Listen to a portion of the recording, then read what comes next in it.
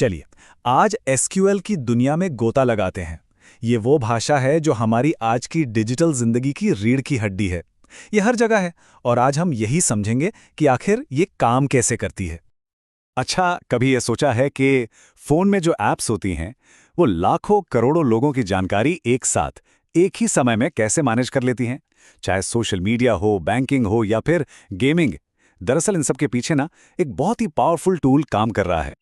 और वो टूल है एसक्यूएल, यानी स्ट्रक्चर्ड क्वेरी लैंग्वेज। ये उन डेटाबेस के लिए एक स्टैंडर्ड भाषा है जहां सारा डेटा बड़े करीने से टेबल्स में रखा जाता है। इसी भाषा का इस्तेमाल करके कंप्यूटर डेटा को स्टोर करता है, उसमें बदलाव करता है और जब चाहें उसे ढूंढ भी निकालता है। अच्छा, इसे समझने का ना एक बहुत ही आसान तरीका है। सोचिए कि हमारे पास एक बहुत बड़ा विशाल डिजिटल फाइलिंग कैबिनेट है। एसक्यूएल बस वही खास भाषा है जिसका इस्तेमाल करके हम उस पूरे कैबिनेट को ऑर्गेनाइज करते हैं। हम उससे कैबिनेट बनाते हैं, उसमें फाइलें रखते हैं और ज़रूरत पड़ने पर सही जानकारी खोज निकालते हैं। चलिए, इसी एनालॉजी को पकड़कर आगे बढ़ते हैं। तो ठीक है, अगर फाइलें रखनी हैं तो सबसे पहले तो कैबिनेट बनाना पड़ेगा, है ना? बस यहीं पर एसक्यूएल का पहला हिस्सा यानी डेटा डेफिनेशन लैंग्वेज, या जिसे हम डीडीएल कहते हैं, वो काम आता है। तो ये जो DDL कमांड्स है ना, इनका काम है डेटाबेस का पूरा स्ट्रक्चर, मतलब उसकी पूरी बनावट को तैयार करना और ज़रूरत पड़ने पर बदलना। एक तरह से ये उस डिजिटल फाइलिंग कैबिनेट का ब्लूप्रिंट और उसे बनाने वाले औजार हैं।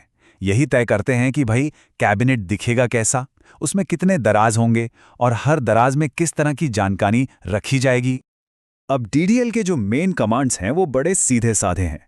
क्रिएट का इस्तेमाल होता है एक नया कैबिनेट या नया दराज बनाने के लिए। ऑल्टर से हम किसी बने बनाए दराज के डिज़ाइन में कुछ बदलाव कर सकते हैं। और ड्रॉप, इससे तो पूरा का पूरा कैबिनेट या दराज ही हमेशा के लिए हटा दिया जाता है। जैसे एक उदाहरण लेते हैं। अगर हम कमांड चलाते हैं क्रिएट टेबल स्टूडेंट्स, तो इसका सीधा सा मतलब है कि हम अपने डेटाबेस को बोल रहे हैं, सुनो, स्टूडेंट्स की जानकारी रखने के लिए एक नया दराज बना दो। बस इतना सिंपल है ये। और अब हमारे पास स्टूडेंट्स का डेटा रखने के लिए एक डेडिकेटेड जगह तैयार है। चलिए, कैबिनेट तो बन गया, अब बारी है उसके अंदर फाइलें रखने की, उन्हें मैनेज करने की। और इस काम के लिए हम इस्तेमाल करते हैं डेटा मैनिपुलेशन लैंग्वेज यानी DML का। तो DML कमांड्स असल में हमें उस कैबिनेट के अंदर रखी फाइलों के साथ डील करने में मदद करते हैं। इंसर्ट इनटू से हम दराज में एक नई फाइल डालते हैं, जैसे किसी नए स्टूडेंट का रिकॉर्ड जोड़ना। सिलेक्ट से हम किसी फाइल को निकालकर पढ़ सकते हैं, उसे देख सकते हैं। अपडेट से हम किसी मौजूदा फाइल में कुछ जानकारी बदल सकते हैं, मान लीजिए किसी का फ़ोन नंबर अपडेट करना हो।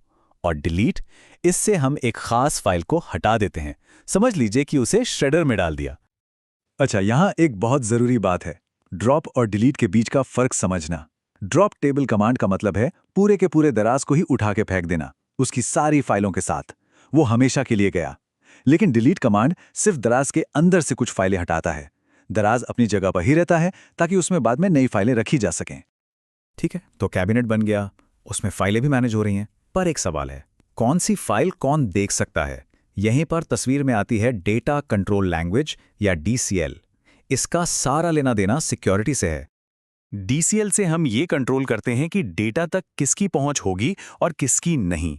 इसे ऐसे समझिए कि हम ये तय कर रहे हैं कि हमारे फाइलिंग कैबिनेट के अलग अलग दराजों की चाबियां किस किस को देनी है। भाई, हर किसी को हर चीज देखने की इजाजत तो नहीं हो सकती, है ना? और इसके लिए भी बड़े सिंपल से दो कमांड हैं। ग्रांट, ये किसी को एक दराज की चाबी देने जैसा है, मतलब उसे डेटा देखने या बदलने की परमिशन देना। और रिवोक, मतलब वो चाबी वापस ले लेना, यानी उसकी परमिशन खत्म कर देना। बस इतना ही। तो चलिए अब इन सबको एक साथ जोड़कर देखते हैं। DDL, DML और DCL, ये तीनों मिलकर एक इतना जबरदस्त सिस्टम बनाते हैं जो डेटा को संभालता है। और कमाल की बात यह है कि ये कोई नई नवेली टेक्नोलॉजी नहीं है। SQL तो दशकों से, मतलब कई डेकेड्स से इंडस्ट्री का स्टैंडर्ड बना हुआ है। जरा सोचिए, SQL को 1986 में ही ANSI का और 1987 में ISO का स्टैंडर्ड बना दिया गया था। मतलब 80s से ही ये एक अंतर्राष्ट्रीय मानक है। और यही वजह है कि आज MySQL से लेकर Oracle तक दुनिया का लगभग हर बड़ा डेटाबेस सिस्टम इसी पर निर्भर करता है। ये डेटा की यूनिवर्सल भाषा बन चुकी है। तो फटाफट एक बार सब कुछ दोहरा लेते हैं। DDL से हम कैबिनेट बनाते हैं, DML से हम कैबिनेट के अंदर रखी फाइलों को मैनेज करते हैं और DCL से हम ये कंट्रोल करते हैं कि चाबियां किसके पास रहेंगी। इन 3 हिस्सों को मिलाकर हमारे पास डेटा को ऑर्गेनाइज और सिक्योर रखने का एक पूरा टूलकिट तैयार हो जाता है। और अब आखिर में एक सवाल। SQL सिर्फ डेटा को स्टोर करने का एक तरीका नहीं है, यह असल में उससे सवाल पूछने की एक भाषा है। अब जब इसकी बेसिक बातें पता चल गई हैं तो सोचिए कि दुनिया के इतने विशाल डेटा से कौन-कौन से सवाल पूछे जा सकते हैं। इसकी संभावनाएं सच में अनंत हैं। इस जानकारी की यात्रा में हमारे साथ जुड़ने के लिए शुक्रिया।